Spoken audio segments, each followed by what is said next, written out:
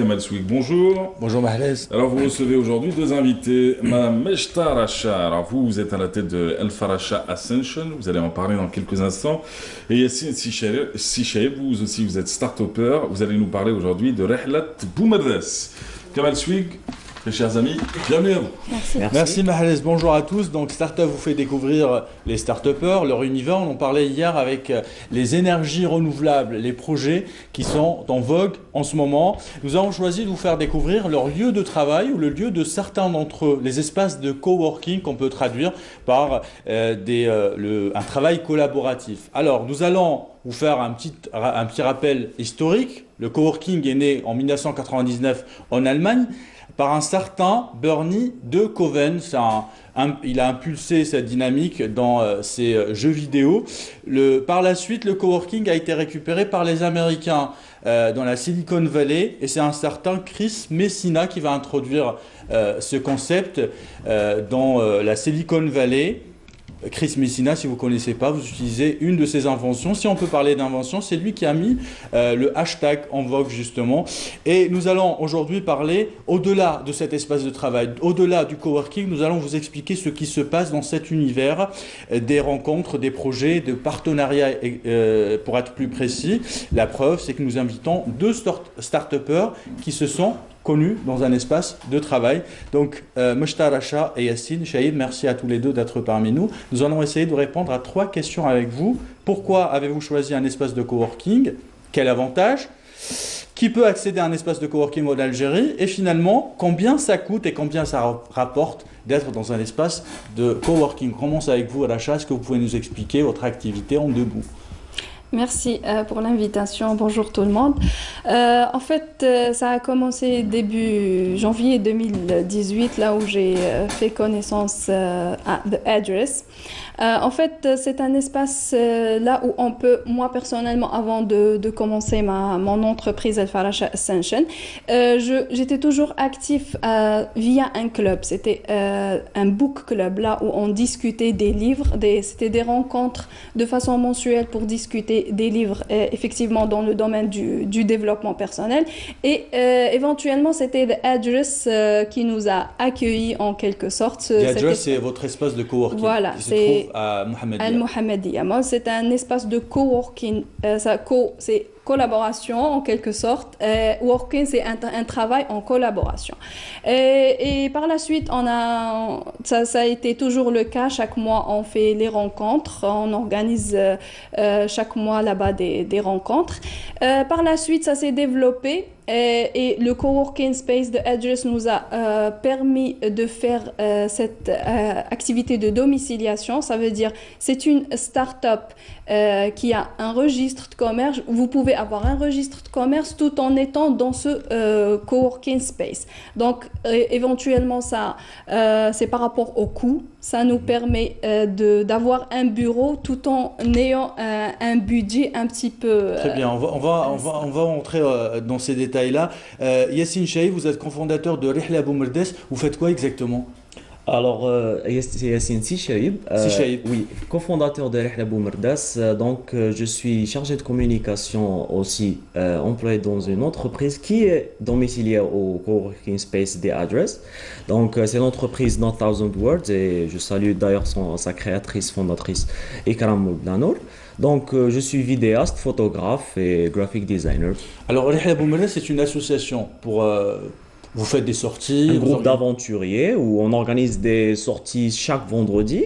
Notre public cible, c'est beaucoup plus Boumerdes parce que nous sommes le premier groupe d'aventure au niveau de cette ville.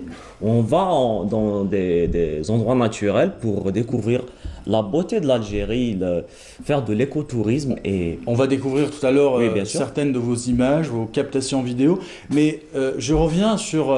Vous deux, on vous a pas invité par hasard parce que vous vous êtes rencontrés dans The Address, dans l'espace de coworking, Et depuis, vous ne quittez plus, vous travaillez ensemble. Effectivement. Alors, vous pouvez nous raconter cette aventure? Donc, comme je vous ai dit brièvement, donc, notre entreprise Faracha Ascension, c'est un centre de développement personnel, là où nous avons plusieurs piliers. On organise des formations. Comme je vous ai dit, le deuxième pilier, c'est le book club. Et le troisième pilier sur lequel vraiment on active, c'est trips, ou les sorties et les voyages. On a déjà organisé un voyage au mois d'avril et là on revient. C'était effectivement grâce à The Address qu'on a fait connaissance, moi et l'équipe d'ailleurs avec Yassine.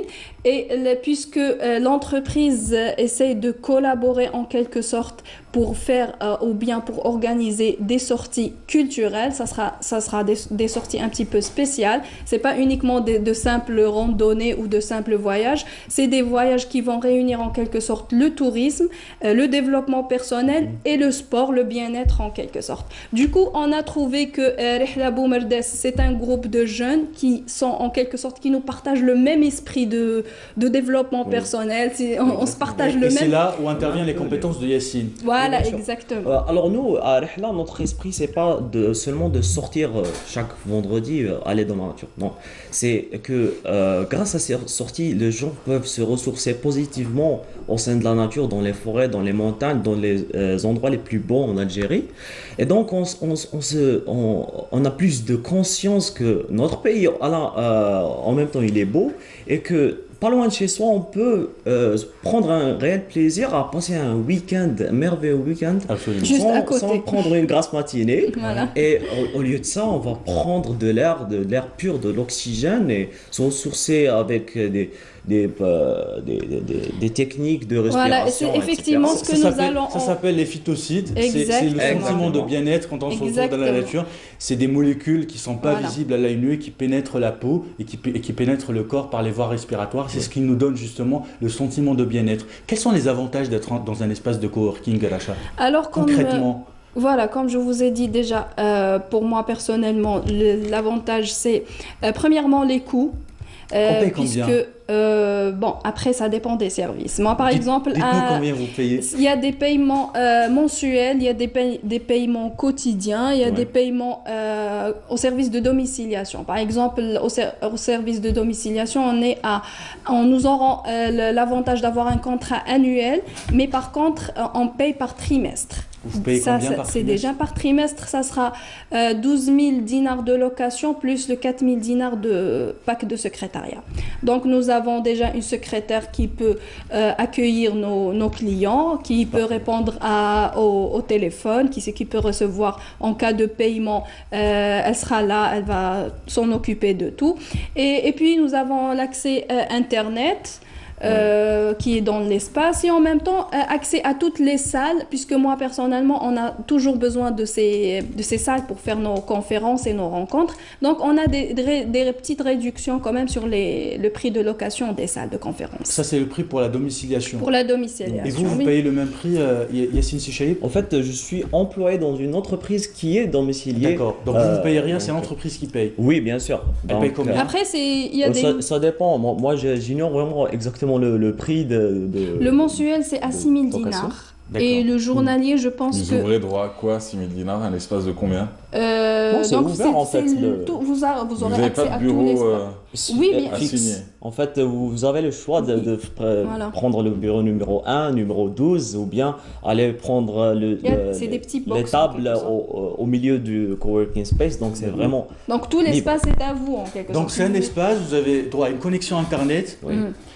L'électricité aussi, je suppose. Bien sûr, bien sûr, on n'aura pas à payer. Et c'est un espace convivial, il faut le dire. Exactement, c'est surtout ça, l'esprit de... C'est qu'il y a des rencontres, ça nous permet de... C'est du réseautage, quoi. Oui, pardon, carrément. C'est du réseautage. Ouais. C'est ce qui fait fonctionner les entreprises. Hein. Voilà, exactement. donc ça va nous permettre de connaître des gens, de trouver des opportunités, comme je vous ai déjà dit. D'accueillir des clients. Voilà. avec il y a même des fauteuils disponibles, donc les mettre à l'aise et discuter peut-être de nouveaux contrats. C'est important, les détails sont très importants. Oui, et justement, comment on y accède à un espace de coworking? Si je suis particulier, j'ai ni entreprise ni rien du tout, je veux juste développer un projet et avoir un espace de travail professionnel, comme vous venez de décrire, est-ce que je peux accéder à un espace de coworking par exemple? Oui, bien sûr. Oui, bien sûr. Il s'est ouvert à tout le monde. Après, comme je vous ai dit, reste à choisir la politique, par exemple. Mais pour assez concret, comment je fais? Je vais à l'espace de coworking, bien sûr. Il y a un dossier à déposer? Par exemple, si vous êtes un freelancer, un professionnel qui travaille indépendamment avec des contrats par-ci par-là, vous signez juste le contrat pour louer pour un mois, 2 mois, tout dépend de votre choix. Après, si vous êtes une entreprise, vous devez juste il y a un dossier justement un dossier à préparer. L'avantage peut-être c'est qu'on peut résilier à tout moment. Je peux choisir d'y aller pendant un mois ou 2 mois. Il y a plusieurs formules justement. Il y a plusieurs formules qui restent par la suite à discuter avec le service. Alors il y a un projet en ce moment que vous développez ensemble et on va peut-être terminer avec ça, Mahrez. Le projet que vous êtes en train de réaliser maintenant. Alors dites-nous tout. Qu'est-ce que vous êtes en train de faire? Donc on va collaborer pour une sortie. Pour une sortie qui sera le 14 décembre prochain. Farasha Ascension en collaboration avec Rihla Boumerdes. Ça sera pour le 14, une randonnée à Tikijda le 14 décembre, vendredi 14 décembre. Comme je vous ai dit, ça sera une randonnée un petit peu spéciale puisque ça va collaborer entre eux qui vont organiser et nous, animation. Voilà, nous qui allons préparer, déjà avec l'équipe bien sûr de Farasha Ascension, nous avons préparé tout un programme. Il va y avoir des méditations, des sujets à débattre. C'est à Tikijda. C'est près du chalet du Kef, la forêt du chalet du Kef. Et vous allez apporter les compétences de votre association, mais vos compétences aussi. On va peut-être voir quelques images que vous avez tournées à Tikijda. On les a vues il y a quelques minutes. Ah, on les a vues.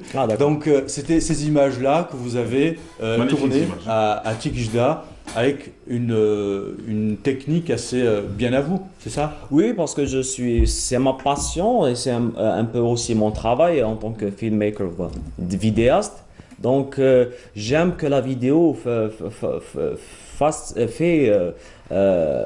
comment dire, réagir des émotions au fond des spectateurs. Très bien. Tout est une question d'envie. Je vous remercie tous les deux d'avoir répondu à notre invitation. Merci Mahrez. Merci à vous.